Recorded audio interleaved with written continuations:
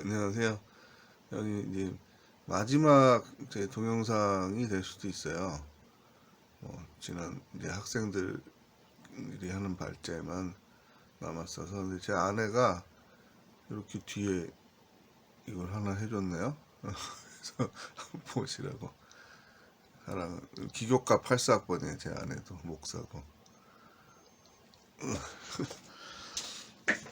칼빈주의 정치론을 이제 얘기하는데, 사실 정치, 경제, 문화가 좀 또 맞물려 있죠. 뭐 각각 다른 영역이기도 하지만 또 요소가 포함되어 있습니다. 그래서 여러분한테 오늘 좀 설명드릴 것은, 이제 칼빈주의가 교리적으로는 매우 보수적일 수 있어요. 하나님의 주권과 믿음, 인간의 전적 타락과 믿음으로만 구원 얻는 것. 그래서 굉장히 보수적이죠. 그런데 정치, 경제, 문화적으로는 상당히 진보적이에요. 뭐 가장 진보적이라고 해도 과언이 아니에요. 왜 그런가 하면, 역사적 맥락은 가톨릭이 1000년 동안 중세를 지배하면서 정치, 경제, 문화의 모든 요소를 다 교권이 장악을 했잖아요. 교황청에서 결정하는 것은 모든 법 위에 있고, 모든 나라의 행정력 위에 있고, 국왕들의 권력 위에 있었기 때문에, 수직 계층 질서라 그러죠. 하이어라키 구조의 정점에 이제 교황과 추기경 대주교들이 있었기 때문에, 황제를 굴복시킬 수 있는 그런, 13세기에는 태양은 교황, 달은 황제, 이런 말이 유행할 정도로 교황권이 어마어마했어요. 그 부작용으로, 그러니까 잘 모르는 영역은 그냥 모른다고 해야 되는데, 뭐 신학자가 모든 걸 다 알 수 없잖아요. 잘 모르는데도 카톨릭 교권에 좀 위협을 줄 수 있을 것 같다. 그것도 정확히 모르는 거예요. 그냥 생각이죠. 예를 들면 여러분 생각해 보세요. 어떤 아기가 열이 나는데, 이 아이가 속수무책으로 죽는 게 좋아요? 아니면 어떤 알약을 먹었는데, 혹은 좌약을 항문에 끼워줬는데 이 아이가 열이 떨어지고 살았다. 그럼 뭐 가톨릭이 위협을 당해요? 상관없는 일이잖아요. 좋은 일이죠. 국민들이, 우리 성도들이 질병에 금방 죽지 않고 살게 되는데, 그게 왜 교회의 해가 되겠어요? 또 지구가 뭐 둥글다, 사실대로 말하면 가톨릭이 망해요? 지금 망해 있나요? 아니잖아요. 다 그 당시 사람들, 권력을 잡은 사람들의 생각이 짧았기 때문에 수없이 억울한 죽음과 고문을 당한 사람들이 생겼던 거예요. 그래서 갈릴레오가 고문당하고 나오면서 하는 말이 유명. 그래도 지구는 둥글다. 그렇죠. 과학자 한 명을 억압하고 죽인다고 해서 지구가 원래 둥근데 네모나게 되겠어요. 이런 오류를 가톨릭이 범하면서 수많은 하나님의 이름을 망령되이 일컫게 하는 거죠. 하나님의 이름으로 심판을 하고 저주를 하고. 그래서 여러분, 대문호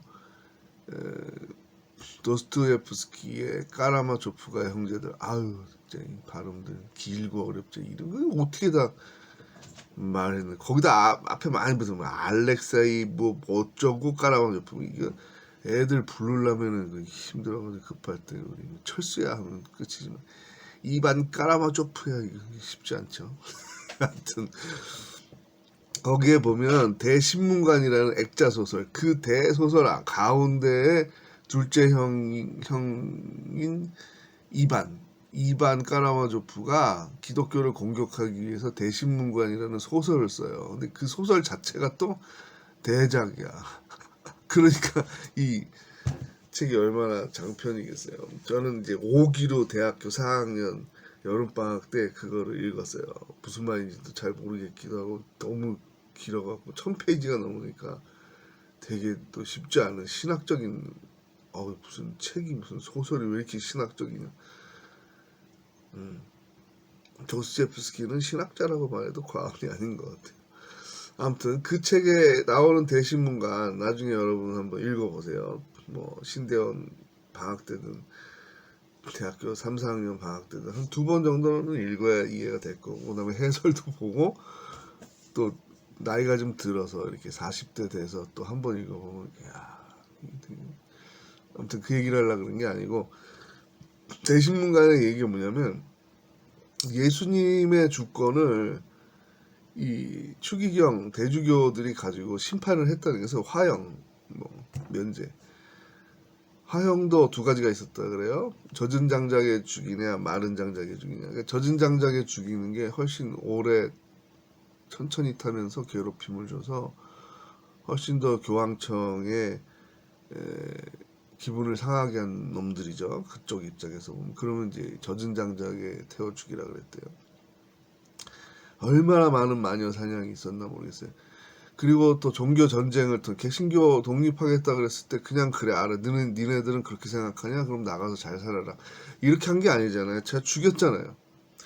그래서 장로교도들 마음속에 보면 뭐가 있냐면 생각이 달라도 죽이지 말자. 관용을 베풀자. 하나님 뜻이 어디 있는지 어떻게 사람이 결정하느냐. 하나님의 주권을 강조하기 때문에 오히려 진보적인 생각을 갖게 됐어요. 그래서 지금 현재 유럽 사회에서도 암스테르담 장로교회 나라잖아요. 네덜란드의 중심 도시. 암스테르담에서 허용되지 않는 것은 지구 어디에서나도 허용되지 않는다.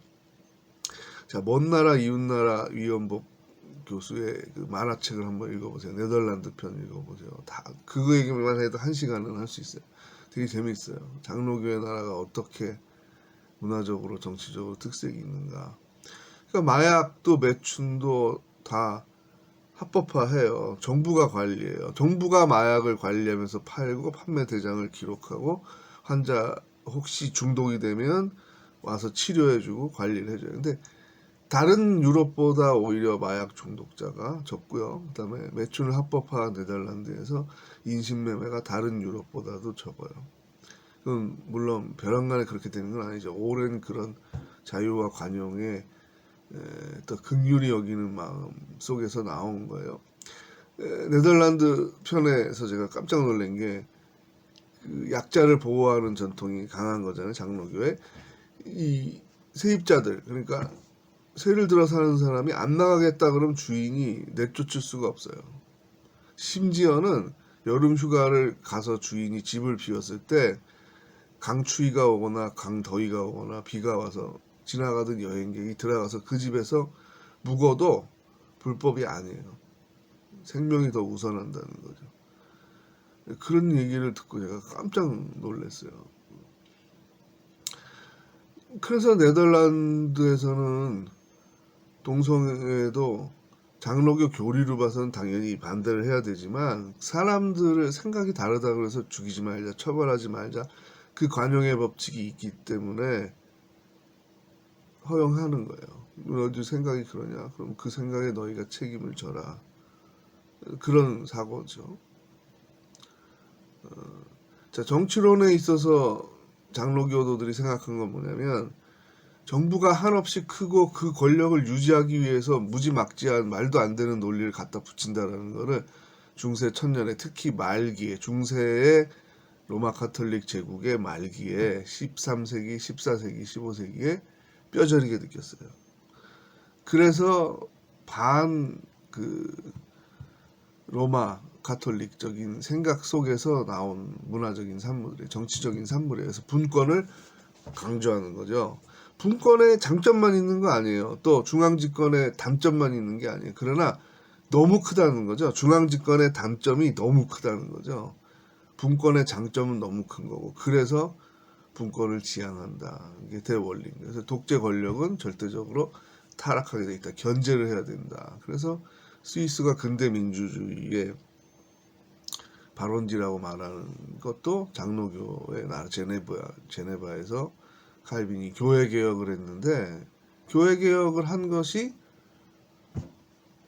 일반 정치인들에게 신선한 충격을 준 거예요.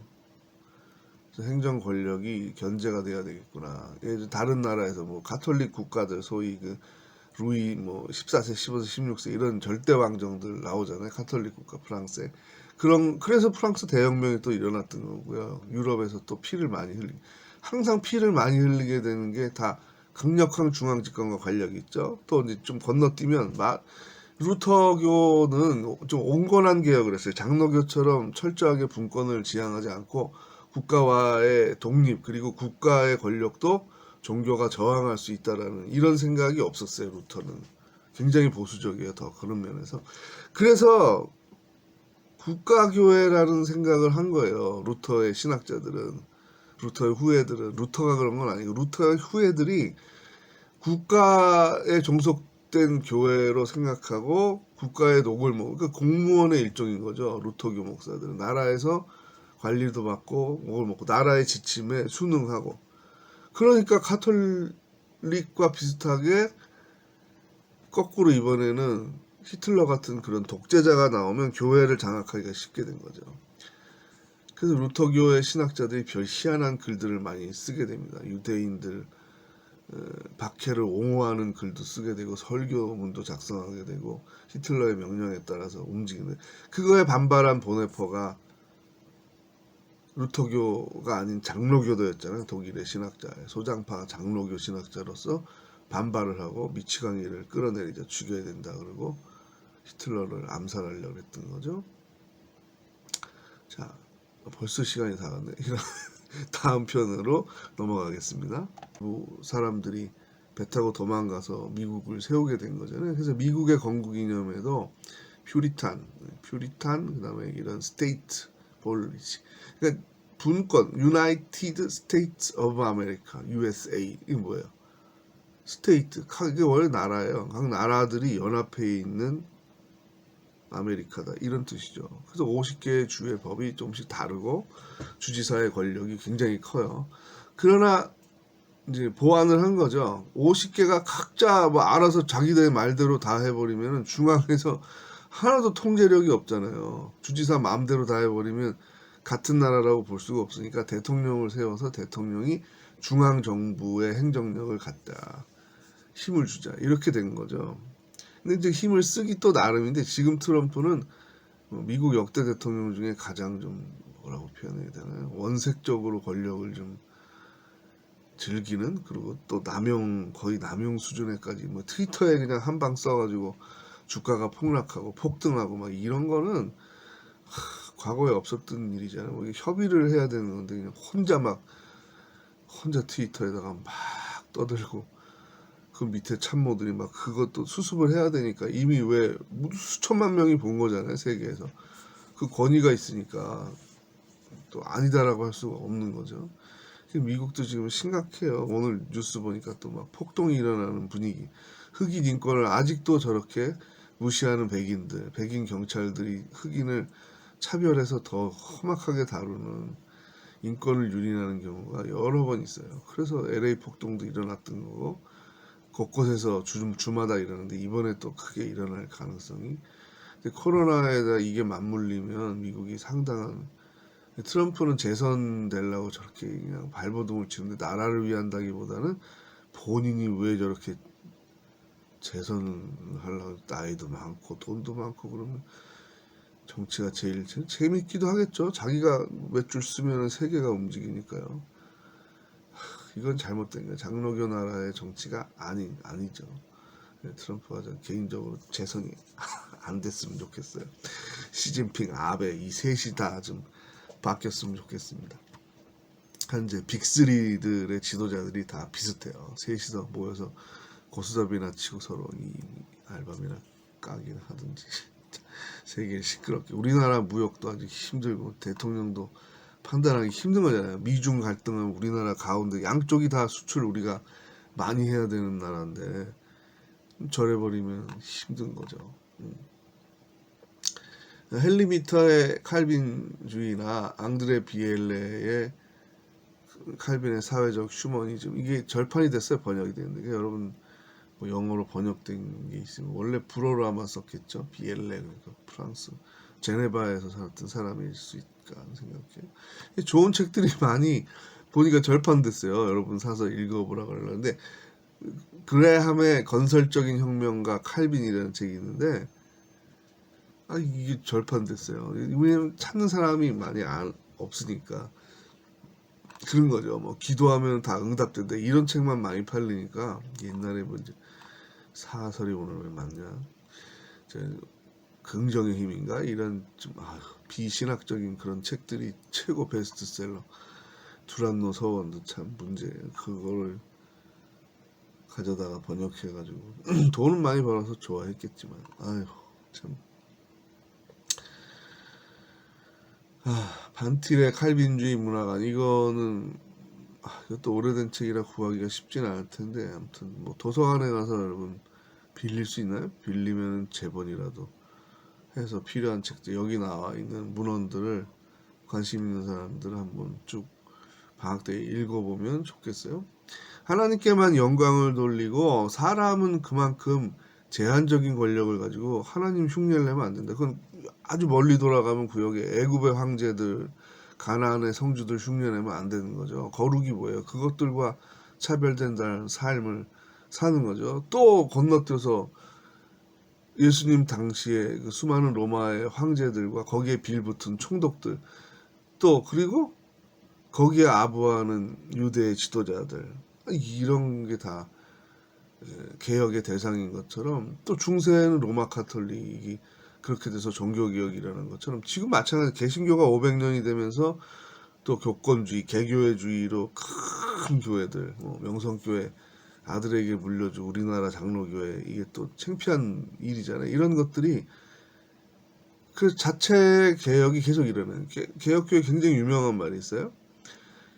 개혁교회는 항상 개혁을 한다. 그러니까 우리 자체도 틀릴 수 있다는 생각을 가져야 되는 거예요. 현재 우리의 모습도 하나님 뜻에 어긋날 수 있다. 그럼 반성하고 회개해야 되는 거죠. 고쳐야 되는 거죠. 그런 생각을 가지고 있어요. 절대 우리는 무오하다. 오류가 없다. 그게 가톨릭의 교만이잖아요. 그러니까 다른 사람들은 다 틀렸으니까 죽여버린다. 이런 생각을 갖는 거죠.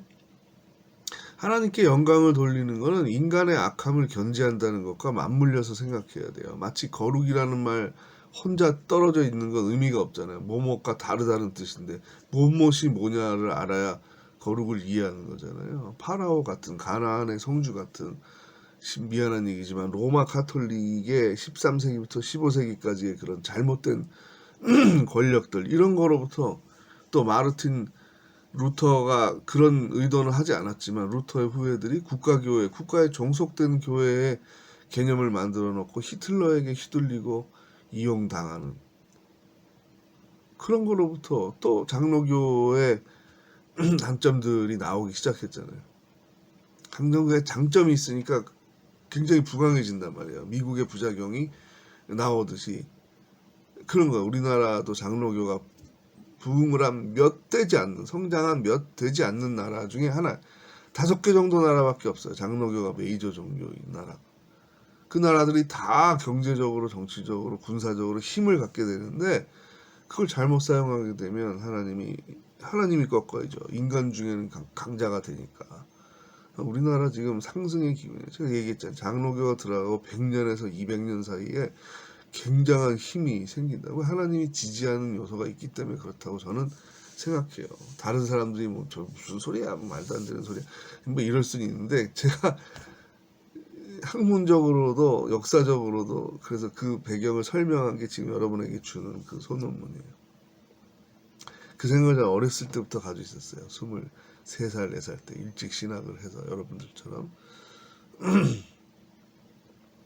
그래서 저는 우리나라가 장로교의 나라, 역사적인 유교의 맥락 때문에 또 더 보수적이 됐는데 점차 이것을 이제 극복해 나가면서 통일을 이룰 수 있다고 생각하고 원래 평양이 장로교의 시작이라 그랬죠. 우리나라에서 그 평양과 서울이 상징적인 거죠. 평양과 서울이 자유롭게 왕래되면서 하나님의 뜻을 이루는 나라가 되면 대한민국이 골드만삭스가 이미 얘기했듯이 미국, 중국, 한국 이 세 나라가 세계를 이끌어갈 것이다.